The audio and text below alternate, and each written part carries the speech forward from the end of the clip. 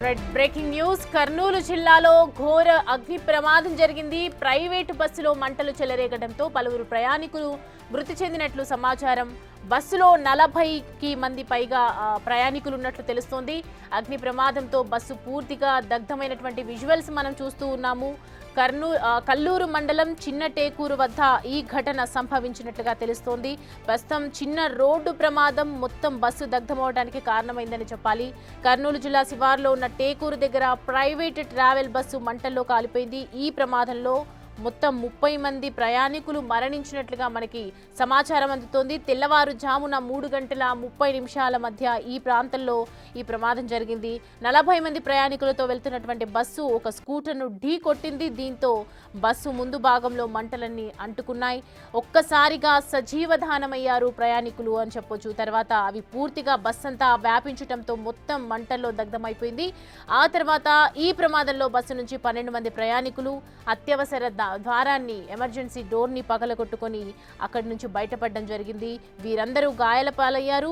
క్షితగాతులను ప్రస్తుతం కర్నూలు సర్వజన హాస్పిటల్కి తరలించినట్లుగా మనకి సమాచారం అందుతోంది. పూర్తి అప్డేట్స్ అడిగి తెలుసుకుందాం. దీనికి సంబంధించి మా ప్రతినిధి అనిల్ మనకి అందుబాటులో ఉన్నారు. అనిల్, ప్రస్తుతం అక్కడ పరిస్థితి ఏ విధంగా ఉంది? క్షితగాతులను ప్రాంతానికి వాళ్ళని ప్రయత్నించడం చేస్తూ ఉన్నారా? హాస్పిటల్కి తరలించినట్టుగా తెలుస్తోంది. ప్రస్తుతం డీటెయిల్స్ ఏంటి అక్కడ? హైదరాబాద్ టు బెంగళూరు వెళ్తున్న ఓ ప్రైవేట్ ట్రావెల్ అంటే ఓల్వో బస్ వెళ్తుండగా అనుకోకుండా ఒక్కసారిగా మంటలు చెలరేగాయి. భారీ అగ్ని ప్రమాదం చోటు చేసుకుందని చెప్పాలి. ఈ భారీ అగ్ని ప్రమాదంలో ఒక్కసారిగా మంటలు ఎగిసిపడడంతో దాంట్లో ఉన్నటువంటి ప్రయాణికుల్లో కొంతమంది సజీవ దహనమైనట్టుగా కూడా తెలుస్తుంది. ముఖ్యంగా 8 నుంచి 10 మంది అయినట్టుగా కూడా ప్రెసెంట్ అయితే మనకు అందుతున్న సమాచారం. ఇందులో భాగంగానే అంటే అక్కడ ఇన్సిడెంట్ జరగడానికి ముఖ్యంగా హైదరాబాద్ నుంచి బెంగళూరు వెళ్తున్న క్రమంలో కర్నూలు జిల్లా వద్ద ఈ ప్రమాదం అయితే చోటు చేసుకుందని చెప్పాలి. ఒక్కసారిగా ఒక బైక్ రావడం, ఆ తర్వాత బైక్ బస్ కిందికి వెళ్లడంతో ఒక్కసారిగా ట్యాంకర్ పగిలిపోయింది. అంటే ట్యాంకర్ పేలిపోవడంతో ఒక్కసారిగా బస్సు మొత్తం కూడా పూర్తిగా దగ్ధమైంది. దగ్ధమైన కారణంగా అందులో ఉన్నటువంటి ప్రయాణికులు దాదాపు 34 మంది ప్రయాణికులు ఉన్నట్టుగా కూడా తెలుస్తుంది. అదేవిధంగా హెల్పర్స్, డ్రైవర్స్ తో కలిపి మొత్తం 34 పైగా వ్యక్తులు ఉన్నట్టుగా, ప్రయాణికులు ఉన్నట్టుగా అయితే అధికారుల నుంచి మనకు అందుతున్న సమాచారం. ఇందులో భాగంగానే ఇప్పటికే 10 మందికి పైగా అయితే ప్రజెంట్ సజీవ దహనమైనట్టుగా కూడా మనకు తెలుస్తుంది. అయితే దీనికి సంబంధించి వెంటనే స్థానికులు సమాచారం అందించడంతో ఫైర్ సేఫ్టీ సిబ్బంది, అదేవిధంగా పోలీసు అధికారులు, వైద్యులు అంతా కూడా అక్కడికి చేరుకొని ఘటన స్థలానికి చేరుకొని క్షతగాత్రులు అంటే గాయపడ్డ వారు కూడా ఇందులో ఉన్నారు కాబట్టి గాయపడ్డ వాళ్ళని కూడా హాస్పిటల్కి తరలించారు. మిగిలిన అంటే 70% వరకు కూడా బర్న్ అయిన వాళ్ళు దీంట్లో ఎక్కువగా ఉన్నట్టుగా కూడా సమాచారం. వాళ్ళని కూడా వాళ్ళకి మెరుగైన చికిత్స అందించేందుకు మాత్రం ప్రజెంట్ అయితే కర్నూలు జిల్లాకు సంబంధించిన హాస్పిటల్ కి అయితే తరలించారు. అక్కడ చికిత్స అయితే ప్రస్తుతం అందిస్తున్న పరిస్థితి మనకు కనిపిస్తుంది. అయితే రీసెంట్ టైమ్స్ లో ఇంత పెద్ద ప్రమాదం చోటు చేసుకోవడం రీసెంట్ టైమ్స్ లో అయితే ఇదే అని చెప్పాలి. ఇందులో భాగంగానే అధికారులు అప్రమత్తమయ్యారు. దానికి సంబంధించిన పూర్తిగా వైద్యం అందించే విధంగా, మెరుగైన చికిత్స అందించే విధంగా అయితే ప్రజెంట్ ప్రయత్నాలు అయితే జరుగుతున్నాయని చెప్పాలి. అయితే ఇందులో మరికొంతమంది మృత్యువాత పడే అవకాశం కూడా ఉన్నట్టుగా కూడా తెలుస్తుంది. ఎవరైతే 70% బర్న్ అయిన వ్యక్తులు ఉన్నారో, ప్రయాణికులు ఉన్నారో వాళ్ళు కూడా మరణించే అవకాశం కనిపిస్తుంది. కాబట్టి ఇందుకు సంబంధించి అధికారులు, వైద్యులు దీనికి సంబంధించిన మెరుగైన చికిత్స అయితే అందిస్తున్నారని చెప్పాలి. ముఖ్యంగా ఇది హైదరాబాద్ నుంచి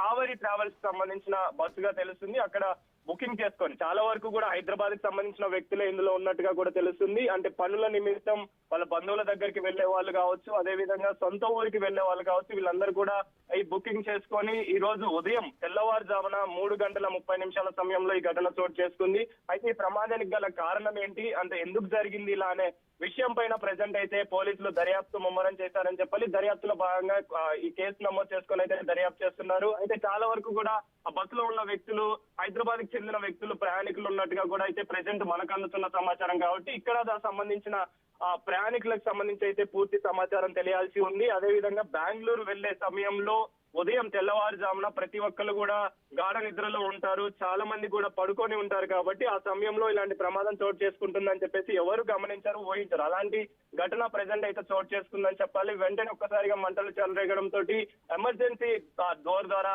ఎమర్జెన్సీ ఎగ్జిట్ ద్వారా అయితే కొంతమంది బయటికి రావడానికి ప్రయత్నించారు. మరికొంతమందిని అక్కడ ఉన్నటువంటి స్థానికులు కావచ్చు, ప్రయాణికులు కావచ్చు, వాహనదారులు కావచ్చు, వాళ్ళని కాపాడే ప్రయత్నం కూడా చేశారు. అంతలోపు పూర్తిగా బస్సు మొత్తం కూడా దగ్ధమైంది. ఆ తర్వాత అందులో ఉన్నటువంటి క్షతగాత్రులు కావచ్చు, అదే విధంగా కొంతమంది మాత్రం సజీవ దహనమైనట్టుగా కూడా తెలుస్తుంది. ప్రెసెంట్ అయితే వీళ్ళకి సంబంధించి పూర్తి సమాచారం మనకు తెలియాల్సి ఉంది. ఆ ఘటన స్థలానికి వెళ్లి పూర్తి వివరాలు అయితే మీకు తెలిపే కార్యక్రమం అయితే చేస్తానని చెప్పాలి సౌమ్య. సో ప్రజెంట్ ఇప్పటివరకు ఏదైతే ప్యాసింజర్స్ ఉన్నారో వాళ్ళకి సంబంధించినటువంటి ఇన్ఫర్మేషన్ తెలుసుకోవటం కానీ వాళ్ళు ఏ ప్రాంతం నుంచి వచ్చారో అనే సంబంధించి దాని గురించి ఏమైనా వివరాలు సేకరిస్తుండొచ్చా అనిల్? ఎస్, ఇప్పుడైతే ప్రెసెంట్ ఇది హైదరాబాద్ నుంచి బెంగళూరు వెళ్తున్న ట్రావెల్ బస్ కి గుర్తించడం జరిగింది. కావేరీ ట్రావెల్స్ సంబంధించిన బస్సుగా అక్కడే బుక్ చేసుకొని వెళ్ళినట్టుగా కూడా తెలుస్తుంది. అయితే చాలా మంది కూడా హైదరాబాద్ కి సంబంధించిన వాళ్ళే బుక్ చేసుకున్నట్టుగా కూడా ప్రెసెంట్ అయితే మనకు అందుతున్న సమాచారం. దాన్ని బట్టి మనం గమనించాల్సి ఉంది. హైదరాబాద్ కి సంబంధించిన వాళ్ళే ఇందులో ఎక్కువగా ఉన్నట్టుగా కూడా మనకు తెలుస్తుంది. కాబట్టి పూర్తి సమాచారం మనకు అధికారికంగా మరికొద్దిసేపట్లో, అంటే ఈ ఏదైతే ఘటన చోటు చేసుకున్న నేపథ్యంలో వాటికి సంబంధించిన డీటెయిల్స్ అనేవి అధికారులు సేకరిస్తున్నారు. వీళ్ళు ఎక్కడి నుంచి ఎక్కడికి వెళ్తున్నారు, ఎక్కడికి ప్రయాణం చేస్తున్నారు అనే కోణంలో కూడా దర్యాప్తు జరుగుతుంది. కాబట్టి వాళ్ళకి సంబంధించిన సమాచారం మరికొద్దిసేపట్లో మనకు అందించే అవకాశం అయితే ఉంది. అనిల్, ప్రస్తుతం అక్కడ ఏ విధంగా ఉండొచ్చు అంటే రవాణా అధికారులు కావచ్చు వీళ్ళందరూ అక్కడికి చేరుకొని చాలా మంది యంత్రాంగం కూడా అక్కడికి చేరుకుంది, సీఎం ఆదేశాల మేరకు అక్కడికి చేరుకున్నట్లుగా తెలుస్తోంది. ప్రస్తుతం వాళ్ళ పరిస్థితి ఏంటి అంటే ఏదైనా దీనికి సంబంధించి ఒక సొల్యూషన్ ఏదైనా చెప్తున్నారా? ఎస్, మామూలుగా అయితే దీనికి సంబంధించి ఘటనకు సంబంధించి ఒక్కసారిగా అక్కడ ఉన్నటువంటి వైద్య శాఖ అధికారులు కావచ్చు, అదే విధంగా ఫైర్ సేఫ్టీ సిబ్బంది కావచ్చు, వీళ్ళంతా కూడా ఘటన స్థలానికి చేరుకొని వారికి సంబంధించిన సహాయక చర్యలు అయితే చేస్తున్నారని చెప్పాలి. అయితే ఈ బస్సుకు సంబంధించి ఇంత పెద్ద మొత్తంలో మంటలు చెలరేగడానికి గల కారణాలు ఏంటి, పూర్తిగా దగ్ధమైన బస్సుకు సంబంధించి ఫైర్ సేఫ్టీ అనేది ఫాలో అయ్యారా లేదా, అంటే దీనికి సంబంధించిన నియమాలు పాటించారా లేదా అనే కోణంలో కూడా దర్యాప్తు అయితే చేస్తున్నారని చెప్పాలి. ఇందుకు సంబంధించే క్షతగాత్రులకు సంబంధించి కావచ్చు, మరణించిన వాళ్ళకి సంబంధించి కావచ్చు, అదేవిధంగా ఎవరైతే తీవ్రంగా గాయపడ్డారో వాళ్ళకు కూడా మెరుగైన చికిత్స అందించే విధంగా అయితే ప్రజెంట్ చర్యలు కొనసాగుతున్నాయని చెప్పాలి. ఆ చర్యల్లో భాగంగానే ఏపీకి సంబంధించిన ప్రభుత్వం కూడా అలర్ట్ అయింది. దానికి సంబంధించిన సహాయక చర్యలు కూడా అందించాలని చెప్పేసి వైద్య ఆరోగ్య శాఖకు సంబంధించిన వాళ్ళు కూడా చెప్పడం జరిగింది. కాబట్టి ప్రెసెంట్ అయితే దీనికి సంబంధించి పూర్తి వివరాలు అధికారికంగా ప్రకటించే అవకాశం అయితే మరికొద్దిసేపట్లో ఉందని చెప్పాలి. Right Anil, thanks for the braids. Right, చూస్తున్నాం కదా బస్సులో పూర్తిగా 40 మందికి పైగా ప్రయాణికులు ఉన్నారు. కానీ మృతుల సంఖ్య అప్రాక్సిమేట్లీ 30 మంది ఉండొచ్చు అని చెప్తున్నారు. కానీ ఇప్పటి వరకు సరైన వివరాలు అయితే వెల్లడించలేదు. ప్రస్తుతం మనం చూస్తూ ఉన్నాము హైదరాబాద్ నుంచి వెళ్తున్నటువంటి ఈ బస్సు కర్నూలు నగర శివారులో ఉలిందకొండ సమీపంలోకి రాగానే వెనక నుంచి వస్తున్నటువంటి ద్విచక్ర వాహనం ఢీకొట్టడంతో ఈ ప్రమాదం జరిగింది. ఆ బస్సు కిందకి వెళ్లి ఇంధన ట్యాంకును ఢీకొట్టడంతో మంటలు చెలరేగి బస్సు అంతా కూడా ఒక్కసారిగా మంటలు వ్యాపించాయి. ఘోరంగా మంటలు మనం చూస్తూ ఉన్నాము. ఒక బస్సు గాఢ నిద్రలో ఉన్నటువంటి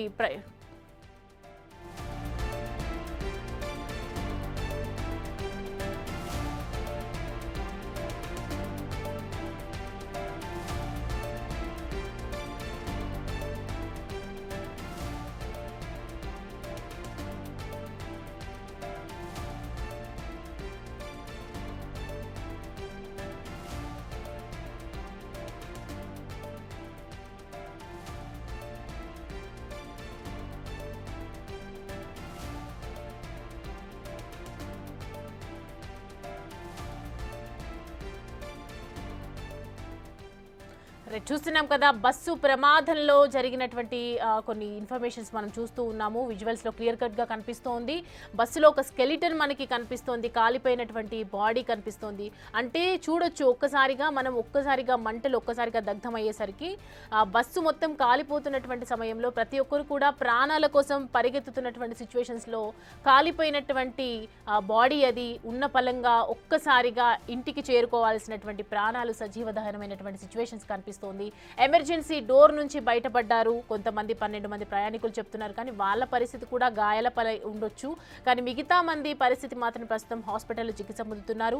వాళ్ళ సంఖ్య కూడా పెరిగే అవకాశాలు ఉన్నాయని చెప్తున్నప్పటికీ కూడా ఎగ్జాక్ట్గా మనకి ఎంతమంది చనిపోయారు అని చెప్పి ప్రస్తుతం అయితే నివేదిక అందించాల్సిన అవసరం ఎంతైనా ఉంది. సో ప్రస్తుతం ఘటనా స్థలానికి అందరూ కూడా చేరుకొని వివిధ యంత్రాంగాలు అక్కడికి చేరుకొని వెంటనే ఉటావుటిన హాస్పిటల్కు తీసుకువెళ్ళటం, వాళ్ళందరినీ కూడా చికిత్స అందించడం మనం చూడొచ్చు. స్క్రీన్ మీద నేమ్స్ కనిపిస్తూ ఉన్నాయి. ఒకవైపు ప్రయాణికుల నేమ్స్ చూపిస్తూ ఉన్నాము.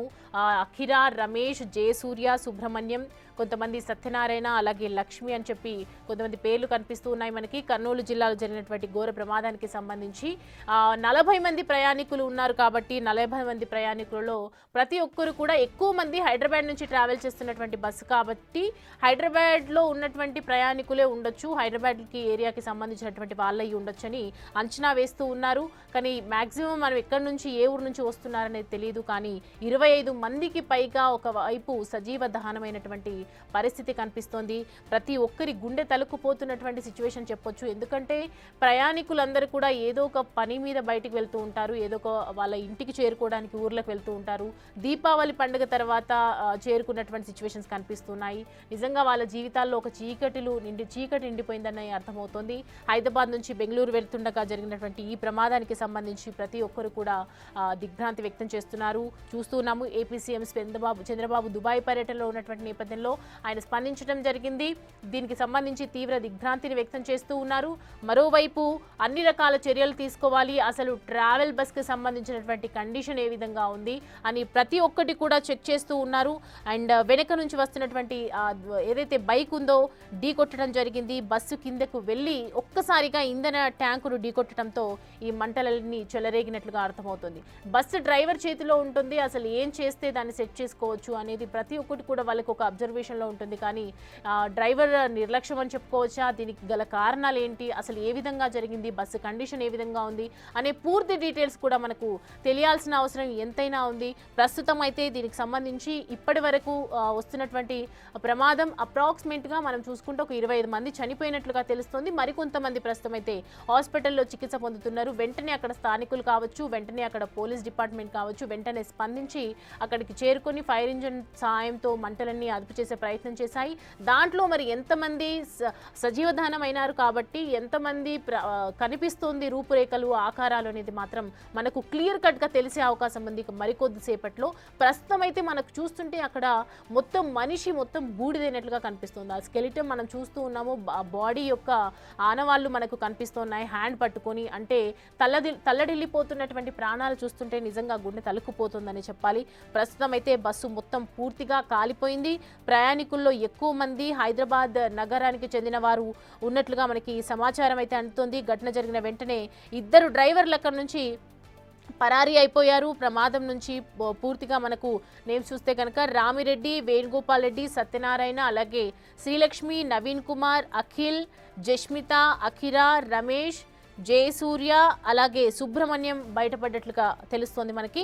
హిందూపూర్కు చెందినటువంటి నవీన్ బస్సు ప్రమాదంలో గాయాలైన వారిని 6గురిని తన కారులో కర్నూలు హాస్పిటల్కి కూడా తరలించినట్లుగా తెలుస్తోంది.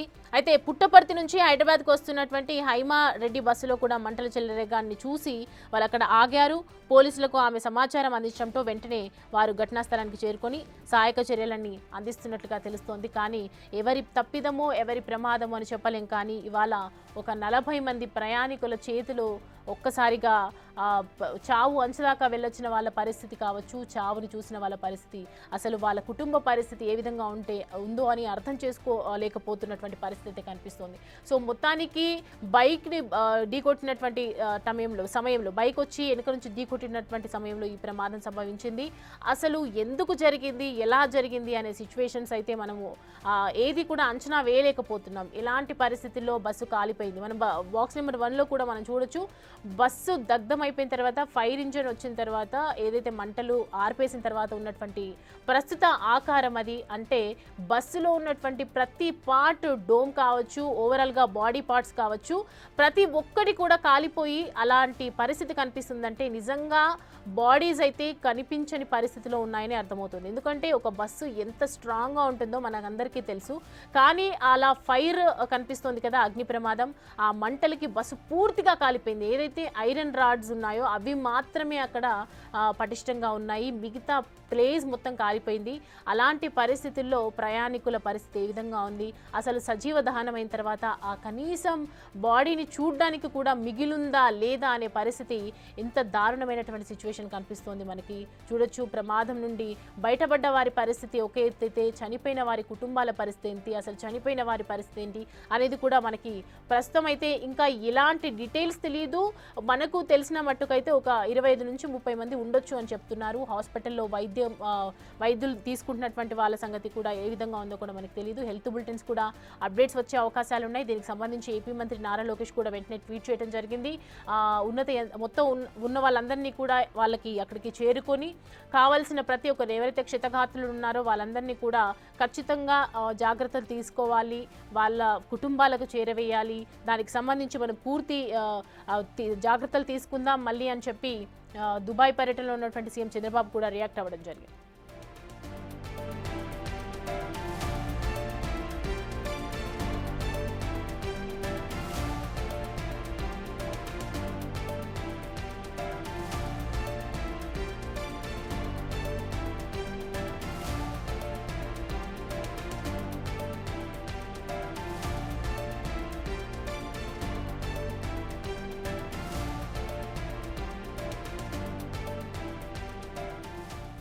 రైట్, మొత్తానికి చూస్తున్నాము బస్సులో ప్రయాణించిన వారి సంఖ్య 40, 2 డ్రైవర్స్ కూడా ఉన్నారు దాంతోపాటు. అండ్ ప్రస్తుతం ఏదైతే ఘటన సంభవించిందో దాని తర్వాత 2 డ్రైవర్లు వెంటనే అక్కడి నుంచి పరారైపోయారు.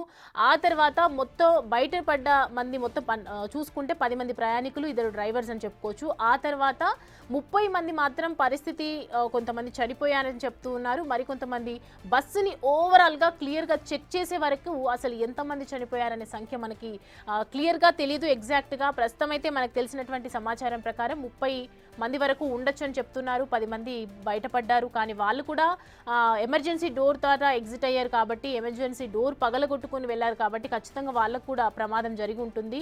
ఎంతో కొంత గాయపడి ఉన్నటువంటి పరిస్థితి కనిపిస్తుంది. ప్రస్తుతం అయితే వాళ్ళు చికిత్స పొందుతున్నటువంటి పరిస్థితులు ఉన్నాయి, కానీ వాళ్ళ పరిస్థితి ఏ విధంగా ఉందో మాత్రం ఇంకా దానికి సంబంధించి అప్డేట్ అయితే రాలేదు. కానీ ప్రజెంట్ అయితే మనం చూస్తూ ఉన్నాము దానికి సంబంధించి ఏదైతే బస్సు పరిస్థితి మాత్రం అధ్వానంగా తయారైందని చెప్పొచ్చు. దీనికి సంబంధించి ఒకవైపు సహాయక చర్యలు కొనసాగుతున్నప్పటికీ కూడా తిరిగి